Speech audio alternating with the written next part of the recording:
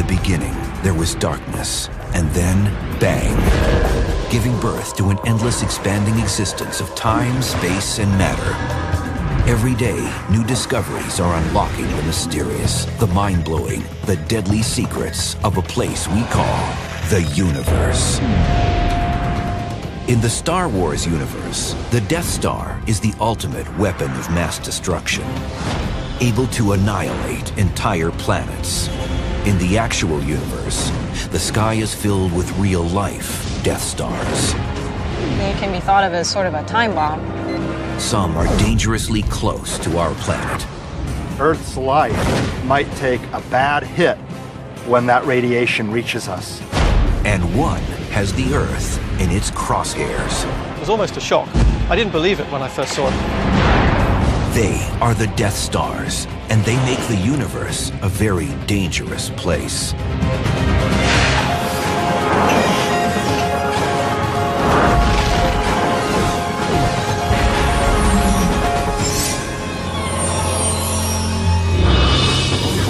Thousands of light years from the Earth, a supermassive star is preparing to hit the self-destruct button. Stars explode every day in the universe, but this one is different. It lurks in the constellation Sagittarius, the mythological archer of the celestial zodiac. The star is called WR-104, and its destructive force could be targeting us and taking aim at our fragile blue planet with enough deadly radiation to ignite our protective ozone layer. This would incite drastic climate change, cause the extinction of many plant and animal species, and potentially the demise of mankind. WR-104 is just one of millions of massive Death Stars in the universe. These savage celestial bodies are aging giants, preparing to blast themselves into a stellar afterlife. At that point, the outer layers of the star have nothing left to support them against gravity, so they suddenly fall inwards. Their last breath can ignite the biggest explosion in the known universe. A gamma-ray burst. A blast far exceeding the energy output of our own sun over its entire 10 billion year life. If one were to target the Earth, life as we know it could cease to exist. This is what could happen with WR-104, making it a real-life Death Star. In the film Star Wars, the Death Star is the dark side's ultimate weapon. The predatory star is pure science fiction, but the reality is much scarier. A Death Star in real life is a star that blows up and blasts any nearby planets with deadly radiation. You know, that's a real Death Star. WR-104 is what's known as a Wolf-Rayet star. They are the largest stars in the universe, hulking beasts 30 times bigger than our own sun, each of them counting down to Armageddon. Discovered by French astronomers Charles Wolf and Georges Rayet in 1867, Wolf-Rayet stars are the outlaws of the universe. Stars live by the credo, live fast, die young, leave a good-looking corpse. And the bigger they are, the faster they live, and the faster they live, the more violent their end. They burn through their nuclear fuel extremely quickly and exhaust everything that they have, and so consequently they don't live very long, maybe a few tens of millions of years at most. And they're easy to find because they're the real T-Rexes of the stellar kingdom. They're immensely powerful. In the year 2000, Australian astronomer Peter Tuthill began studying Wolf-Rayet 104. some 8,000 light-years from Earth. This giant was ominously different from the others. Tuthill's team immediately noticed an immense dust cloud around it, 20 times larger than our entire solar system.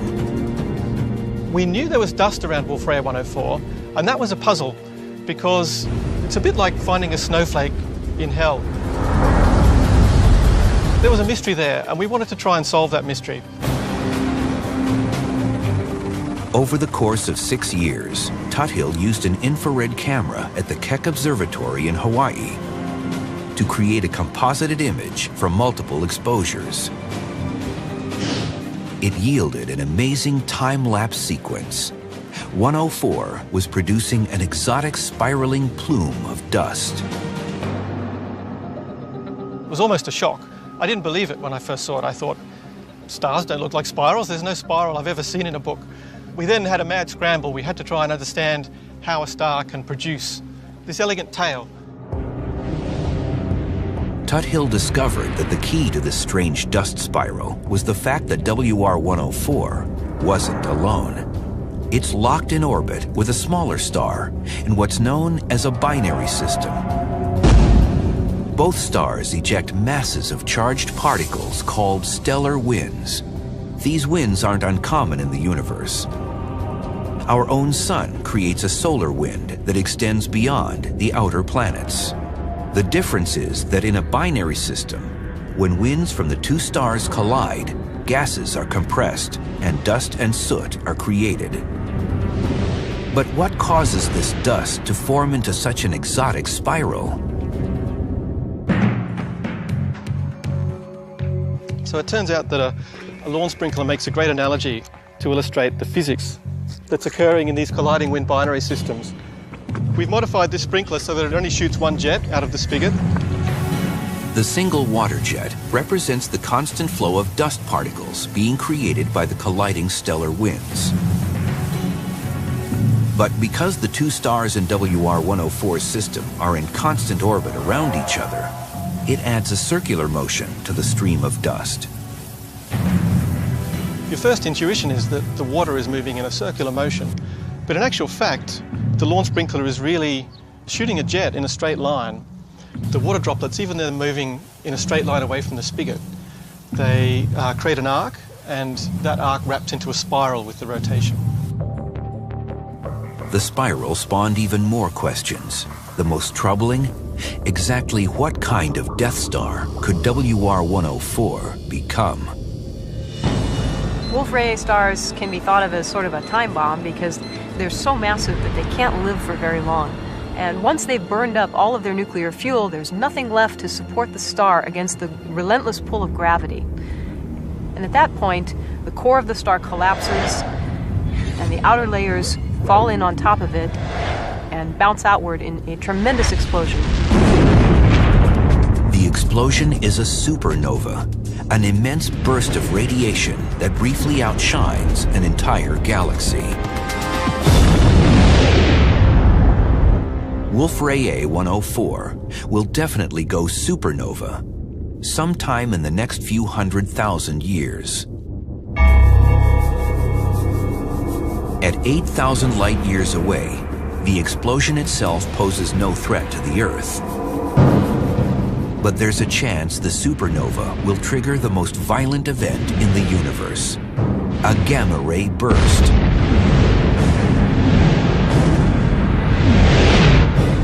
In a small percentage of these massive Death Stars, a gamma-ray burst is triggered by the crushing transformation of a dying star into a black hole. As a star collapses, it produces a massive electric field, and in an instant, the energy from this electric field is turned into matter and antimatter particles, which then collide with each other and produce a huge pulse of energy. They are the most powerful energy beams in the electromagnetic spectrum, more lethal than microwaves, infrared energy, and even X-rays. Humans have learned to harness deadly gamma rays for useful purposes, such as food irradiation. By using gamma rays, food processors can eliminate microorganisms, bacteria, viruses, and insects. But the amount of gamma radiation applied is an extremely tiny fraction of the energy released in a stellar gamma ray burst. Gamma ray bursts produce so much radiation that if we were to create a gamma ray burst on Earth, it would be like a huge number of nuclear bombs going off. It would be devastating for life on Earth.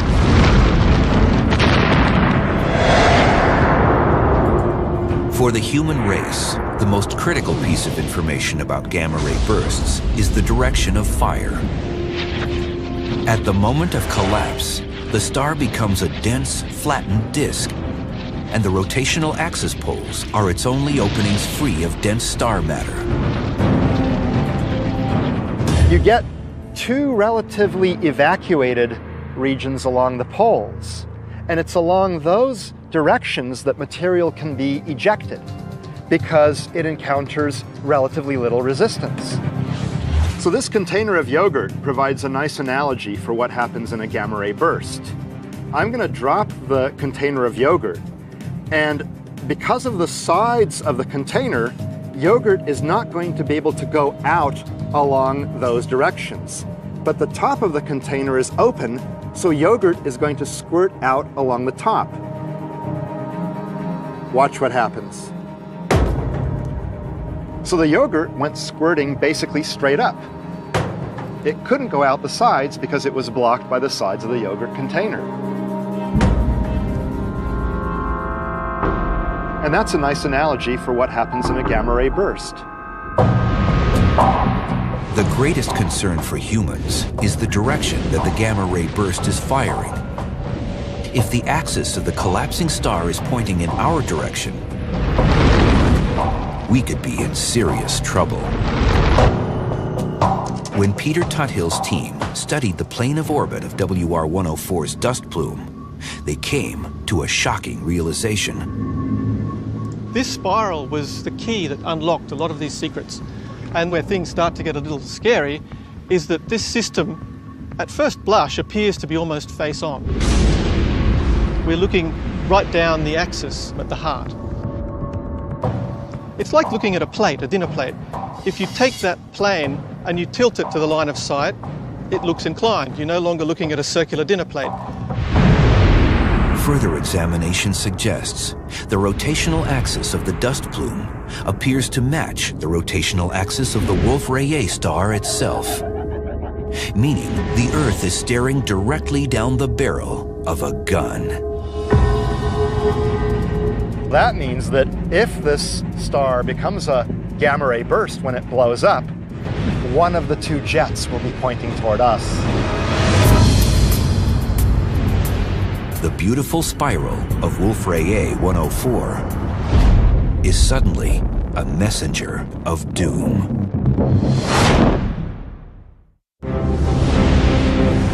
Some 8,000 light years from Earth, two stars are locked in a gravitational dance.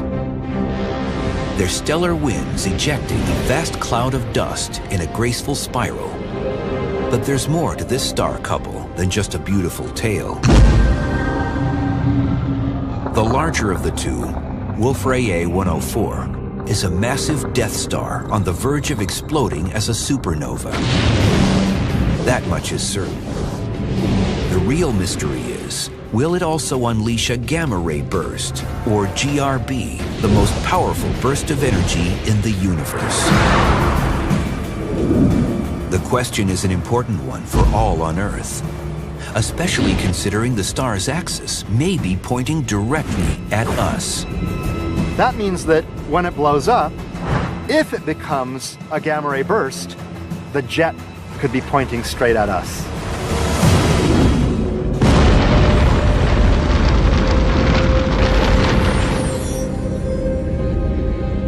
WR-104 is counting down to destruction in the constellation Sagittarius. Named by Roman astrologers over 2,000 years ago, Sagittarius is Latin for the archer. And you have to ask, maybe were the ancients onto something? Is there something to do with the archer aiming at us? WR-104 can be thought of as an arrow pointing our way, if indeed it blows up as a gamma-ray burst. There is little dispute among today's astronomers that a tightly focused beam from a gamma-ray burst will travel vast distances in space. In fact, on April 23, 2009, the Swift Multi-Wavelength Observatory, orbiting the Earth, recorded a GRB that occurred 13 billion light-years away from Earth, near the very edge of the visible universe. The blast occurred only about 630 million years after the Big Bang. This means that gamma rays from the exploding star traveled at the speed of light for 13 billion years before they were visible to us, making this gamma ray burst the oldest stellar object in the known universe. We know of no star or galaxy that's farther away than this gamma ray burst. It's the single most distant discrete object ever seen. At only 8,000 light years, a GRB blast from Wolf-Rayet 104 could be catastrophic. The flash that we would see if Wolf-Rayet 104 went off would be much brighter than the sun, especially at gamma ray energies. A single gamma ray burst can easily exceed the total light output of millions of galaxies. And each of those galaxies contains 100 billion stars. This Death Star is a ticking time bomb. Scientists know for sure it will go supernova. But questions remain about its potential to unleash a gamma-ray burst in the direction of Earth. That's the first point we need to establish. If it does produce a gamma-ray burst, is that gamma-ray burst pointing towards us? The spiraling axis of the star appears to be aimed in the direction of Earth. But with thousands of light years to travel, would the GRB beam actually hit the target? Would the archer's aim be true? We know it's pointing roughly toward us, but it could be pointing sufficiently away that the beam of radiation from the gamma-ray burst, if it turns into a gamma-ray burst, will actually miss us. However, if the star is aligned, one powerful burst of energy could turn the Earth's ozone layer into a radioactive inferno. Even a gamma-ray burst that's thousands of light years away could deplete the ozone layer to roughly half of its current level. Now that won't kill all of the species, but it could lead to what we call a mass extinction, where a good fraction of all living species die rather suddenly. So the burning question is, will the death of WR-104 really trigger a gamma-ray burst? Scientists just don't know. The mandatory requirement for a star to produce a lethal gamma-ray burst is high horsepower rotation. All stars rotate on their axes. Some massive stars can spin very fast. So the rotating star, the rotational energy is part of what produces the gamma-ray burst. If you can put the brakes on, if you can take that rapidly spinning star and slow it down before it gets to that stage, you've defused that bomb.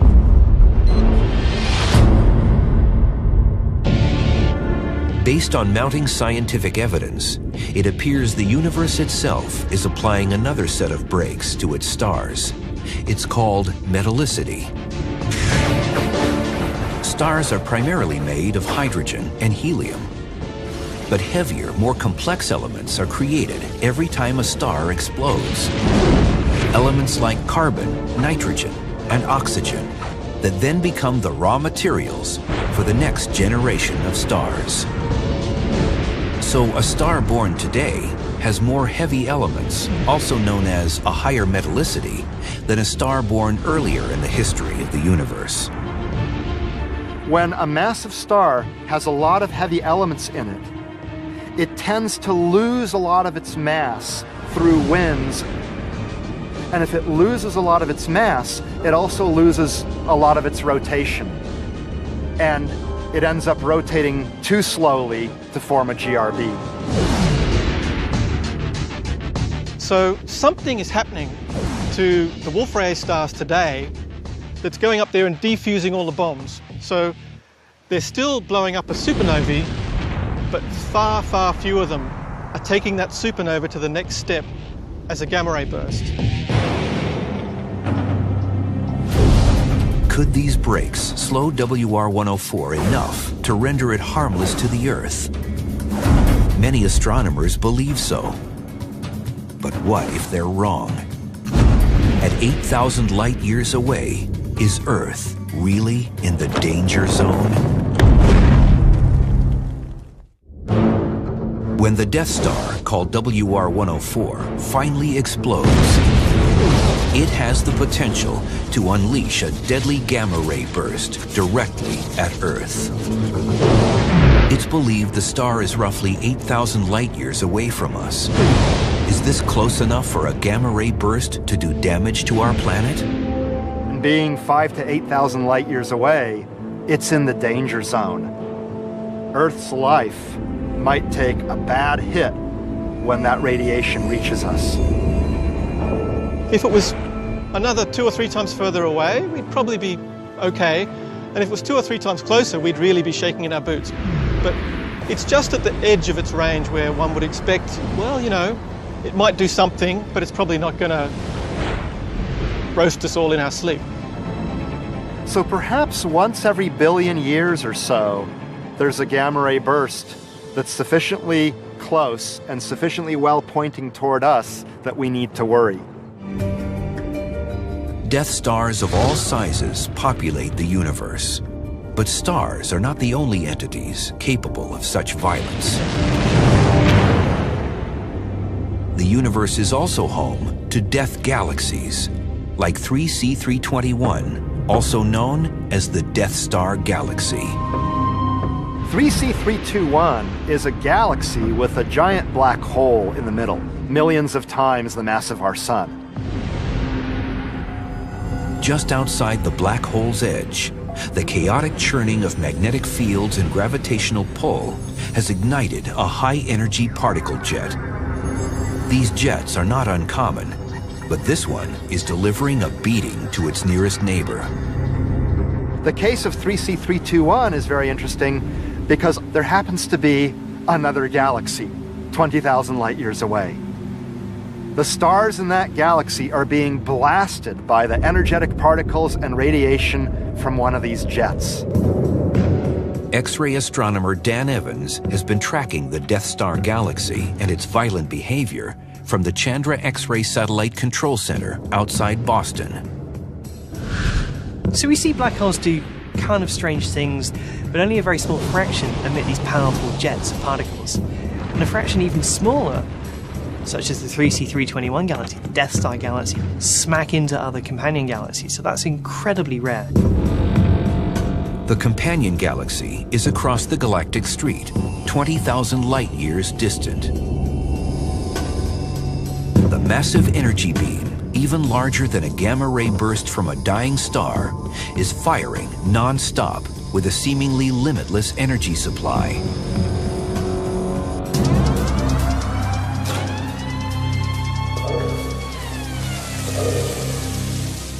So what we're looking at here is the best terrestrial analogy for the Death Star galaxy, 3C321. A jet is racing out of the black hole, close to the speed of light, and it's actually normally would propagate up to about 1 million light years away. But in the special case of 3C321, that jet is slamming into the side of a companion galaxy. And in doing so, it's becoming disrupted and distorted and bent away. And that's wreaking all sorts of havoc for that companion galaxy. Much like the building is deflecting the water jet, the planets and stars in the victimized galaxy are deflecting most of the attacking particles. So this jet is actually a massive beam of energy and particles. And these particles have been superheated such that they form a plasma. Plasma is a mix of super hot, charged electrons and ions funneled into the jet by the black hole's immense magnetic field. So jets that race out of black holes are actually incredibly energetic. And in fact, they can accelerate particles such that they emit light, maybe even up to gamma rays. These rays are incredibly powerful. And very long-lasting. Some estimates say the energy jet from the Death Star galaxy has been firing for nearly 2 million years. For its fuel, 3C321 simply devoured an entire galaxy. It's got a lot of fuel. What we actually think is happening here is that there's been a previous merger, so another galaxy has fallen in to the main galaxy. You can see this beautiful dust lane, which implies that the galaxy has been shredded already. And so that act of shredding drives mass down onto the black hole. After consuming another galaxy's provision of plasma particles, the Death Star galaxy has to somehow energize the particles into a jet. Black holes have powerful magnetic fields and super fast spin rates, a combination that somehow ignites the particle jet. Scientists believe the reason the jets fire in one direction has to do with all the dust and gas circling the black hole. In the case of an active galaxy like 3C321, which has a supermassive black hole in the center, you'll often have a donut or torus of material surrounding it. In that case, highly energetic particles near the black hole can't emerge from that region through the donut, along the plane of the galaxy. They can only emerge along this axis where there's relatively little obstructing material. Unfortunately for the companion galaxy, it's staring straight down the donut hole, and the jet's zone of impact is like the widely scattered blast of a cosmic shotgun. The problem with this jet of high-speed particles and radiation hitting the little galaxy 20,000 light years away is that the jet is wide enough to encompass a large number of stars in this galaxy. So any creatures living on any planets, orbiting any stars in that galaxy, are in serious trouble right now. What if it were our own Milky Way being blasted by the Death Star galaxy?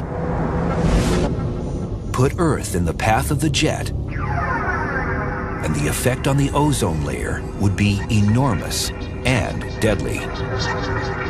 The gamma rays from the jet in 3C321 convert nitrogen gas into nitrous oxides, and it's those nitrous oxides that actually act as a catalyst in the destruction of ozone. So within a matter of weeks to months, maybe up to a year, the ozone layer will be completely obliterated. That's a nasty consequence. But like many phenomena observed in the universe, there is a recurring paradox. From death comes life. 3C321 not only destroys, it also creates. It's one of my favorite things about 3C321 is it demonstrates really clearly that black holes don't just gobble everything up in the universe. They're not all complete harbingers of destruction. The jet that is coming out of 3C321 is hammering into the side of the companion galaxy, and yes, of course, that's a destructive force. But the ultimate legacy, actually, is that the gas clouds that get compressed during this interaction can actually form stars, and the stars can form planets, and the planets may even form life. So this is a beautiful cycle of birth and rebirth and destruction that's synonymous with the universe and black holes. One day in the future, our own Milky Way could form its own merger with the nearby Andromeda galaxy and create a new Death Star galaxy, a violent act that would certainly spell doom for the Earth. Such an event would likely occur many billions of years in the future. But there are other stellar threats streaking through our galaxy at high speed. They are hypervelocity stars, and nothing can stop them.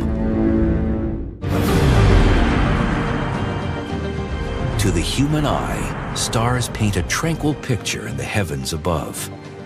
But take an up-close look.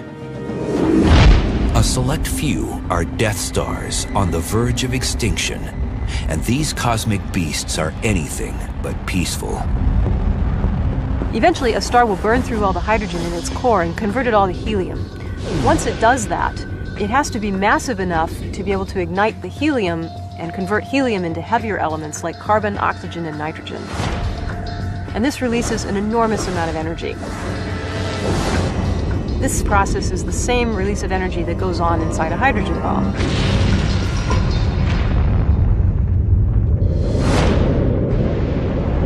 Though they are incredibly violent, most of these stars will one day burn up and slip quietly into the afterlife as stellar corpses called white dwarf stars, smallish balls of electrons and nuclei destined to never again burn brightly.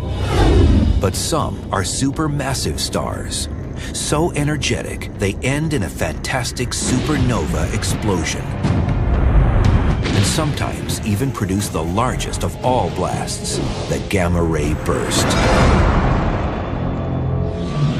But for a few massive Death Stars, the end is a new beginning. Consider the second life of a neutron star. When a massive star explodes in a supernova, its core sometimes collapses to form a black hole. But much more frequently, if the core isn't massive enough to create the black hole, it forms something almost as weird, a neutron star, a small but incredibly dense body. It actually has a huge amount of material compressed into a very small space. So you have, for example, the mass of our entire sun squeezed into a space maybe only a couple of tens of miles across. The gravity is so strong that the protons and electrons inside the atoms of the star are actually pushed together to form neutrons. And a neutron star can remain stable for billions of years. Neutron stars by themselves pose no danger to their celestial neighbors, unless they can find a partner. You can also get another death scenario for stars where there's a sort of mutual suicide pact between two neutron stars. These are called co-orbiting neutron stars, a phenomenon initiated when two neutron stars begin an intimate but doomed relationship. Their orbit narrows over millions of years until they finally meet in a flash of light. And in so doing, they can generate a violent explosion, a second life in a sense.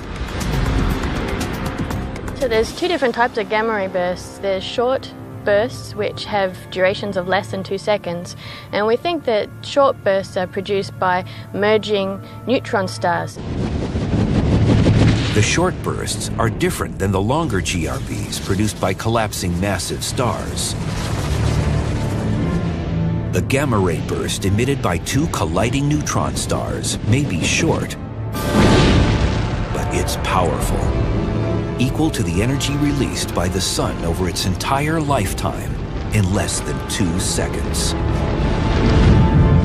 The worry for us? At least 24 pairs of orbiting neutron stars exist in the Milky Way. A very nearby gamma ray burst, first and foremost, would get rid of much of the ozone layer. That could have disastrous effects on Earth.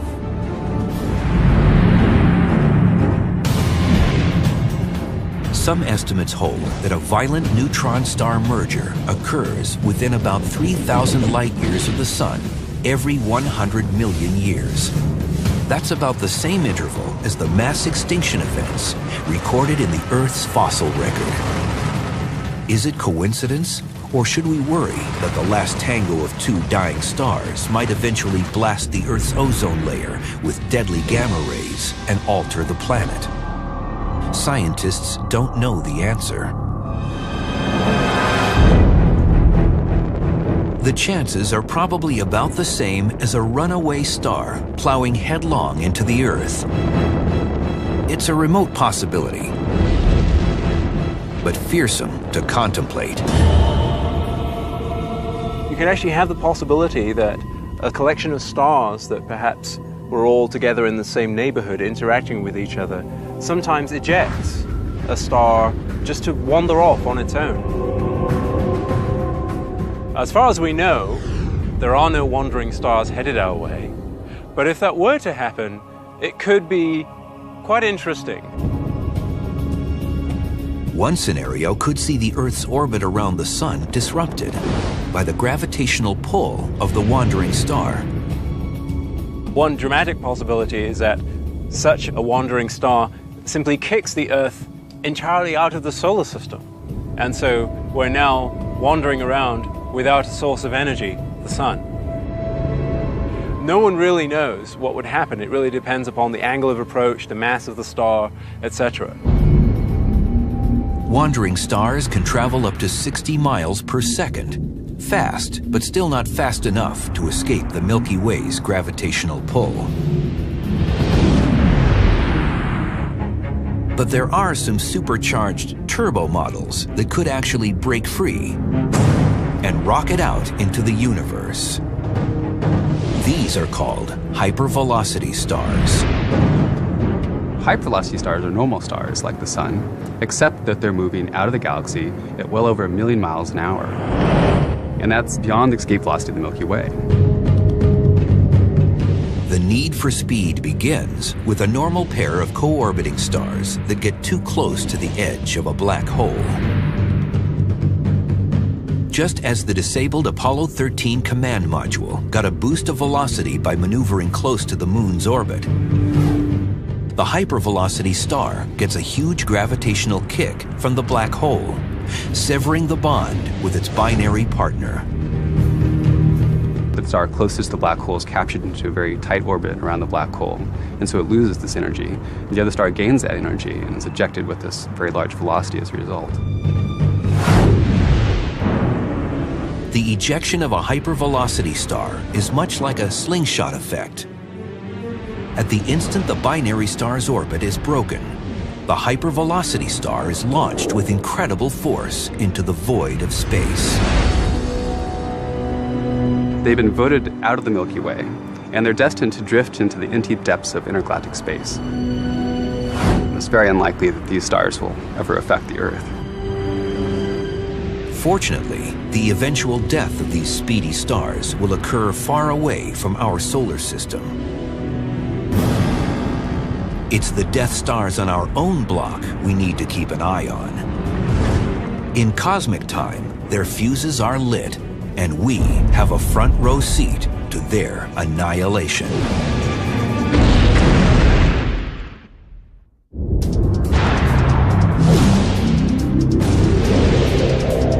In remote corners of the universe, countless stars are biding their time on death row, sentenced to spectacular, violent endings.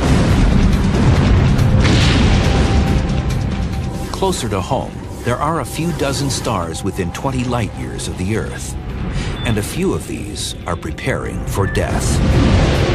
I think we're safe from the dangers of a normal supernova. In the case of a gamma-ray burst, we're not so sure. One is in the stellar system Eta Carina, a supermassive star about 100 times bigger and 1 million times more luminous than the Sun. In 1843, a buildup of pressure ignited a gigantic eruption of light seen from Earth. But the star survived and formed a dust cloud called a nebula. At a distance of just 8,000 light years, we'll have a front row seat to its annihilation. We think it's going to turn into a black hole sometime between now and the next 1 million years. And as it collapses, it has enough matter that it can produce a powerful gamma-ray burst. Unlike the star, Wolf-Rayet 104, Eta Carina doesn't have us in its crosshairs. We know that the rotation of Eta Carina is not pointed towards Earth. So lucky for us, the pulse of the gamma ray is not going to be directly impacting Earth. When it happens, the explosion will likely be the brightest supernova ever witnessed by mankind. Unless the title goes to another Death Star contender that's even closer to Earth, Betelgeuse. Located in the Orion constellation, about 500 light-years away, Betelgeuse is quickly burning through the last of its nuclear fuel. Betelgeuse is a very massive star, about 20 times the mass of the Sun, and it's within 500,000 years of exploding. People have been noticing that Betelgeuse has been changing a lot over the last decades. It's actually shrunk considerably, about 15%. What that means, no one is sure, but everyone's keeping an eye on it. Some scientists believe Betelgeuse could unleash a gamma-ray burst. People on Earth have little to fear if it does. Like Eta Carina, the star's axis points safely away from Earth. Not only that, but Betelgeuse may also have a built-in blast shield. Its explosion will be relatively normal. It won't be a gamma-ray burst because there's this thick hydrogen envelope in Betelgeuse, and that hydrogen envelope will probably prevent the jet of particles and radiation from emerging. There's too much material through which the jet of radiation would have to pass. Betelgeuse will shine intensely for a brief moment, but it won't compare to the final moments of our nearest star, the Sun. Average stars like our Sun have nice long lifespans, fortunately for us, and our Sun is about halfway through its 10 billion year lifetime, so it's about 4.5 billion years old. That makes it middle-aged. Scientists estimate that the Sun will live another 5 billion years. But our problems could begin much sooner. Our own Sun is very gradually getting brighter, getting more powerful. And within 500 million, certainly 1 billion years, the Earth will become so hot that the oceans will have evaporated away. So we don't quite have 4 or 5 billion years to worry about this problem. We have to worry about it on timescales of hundreds of millions of years. Billions of years after the Sun renders the Earth devoid of life, it will enter a final phase known as a red giant. It can't explode and produce a supernova because it's not massive enough. But most scientists agree on the final chapter. As a red giant, its density will decrease, and the Sun will balloon outward, devouring its nearest neighbors. At this stage, the red giant stage, the Sun will probably expand and engulf Mercury, Venus, and maybe even Earth itself. So that would pretty much be the end of Earth. Of all the dangerous Death Stars in the universe, the one most likely to destroy the Earth is our own Sun. While it marks our planet's ultimate end, it's merely a part of the cycle of creation